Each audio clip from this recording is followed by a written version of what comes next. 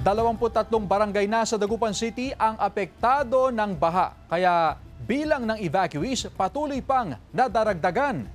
Yan ang balitang tinutukan live ni Jasmine Gabriel Galban. Jasmine? Chris, kumpara kahapon ay mas lalo pang tumaas ang antas ng baha sa ilang lugar dito sa lungsod ng Dagupan. Hanggang dibdib na raw ang baha sa bahay ni Namang Ernesto sa Sitio Fisheries, Barangay Maluwod, Dagupan City. Kaya lumikas na ang kanyang pamilya sa evacuation center. Malalim ng tubig. Siyempre, mahirap. Mahigit 200 na individual na ang nanatili sa evacuation center sa Barangay Maluwod. Bukod sa mga pangangailangan tulad ng pagkain, nakatutok din ang otoridad sa kalusugan ng mga evacuee, lalo na ng mga bata. Inuubo na raw ang ilan. Nabigyan naman na namin sila ng mga gamot, vitamins. Na-check up na din sila ng doktor from CHO. As of 9:30 kaninang umaga, aabot na sa halos 800 evacuees ang nasa iba't ibang evacuation center sa syudad. Posible pa raw itong madagdagan dahil tumataas pang antas ng baha. Tuloy pa naman po yung yung pag-update po ng mga evacuees at kasalukuyan may mga nililikas pa rin po.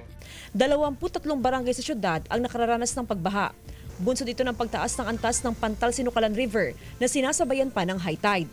Bali patuloy pa po yung yung pagtaas ng tubig. Gawa ng po yung tubig na galing po sa taas ay patuloy po yung pagdaloy sa Kaya sa ngayon po yung lalong-lalo na yung ating mga river system ay medyo tumaas po yung level ng tubig. Binahari ng ilang establishmento.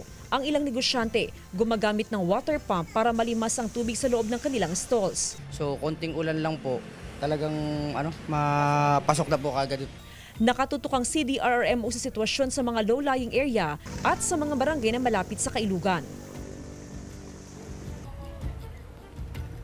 Chris, sa monitoring ng CDRRMO ay meron ng mga interior na barangay o interior na mga sitio na kung saan ay hindi na rin mapasok ng mga sasakyan, lalo na ng mga tricycle. Gaya na lamang sa aking likuran, ito yung Zamora Street kung saan, kung papansinin mo Chris, hanggang lampas tuhod na. Meron pa na hanggang bewang yung antas ng baha doon sa kalsada na dinadaanan mismo ng mga residente. Sa may medyo bukana, Chris, hanggang tuhod yan, pero papasok doon sa mismong kalsada ay aabot na yan sa hanggang bewang, kaya nakasuot na ng waders yung mga residenteng dumadaan sa kalsada. And actually, Chris, may mga kalsada na kung saan ay gumagamit na ng bangka ang mga residente para lamang makalabas sa may main road at makabili ng kanilang mga kakailanganin sa kanilang mga bahay. Sa ngayon, Chris, ay tuloy-tuloy pa rin yung ginagawa na pag-iikot ng CDRRMO para malaman din syempre yung kalagayan ng mga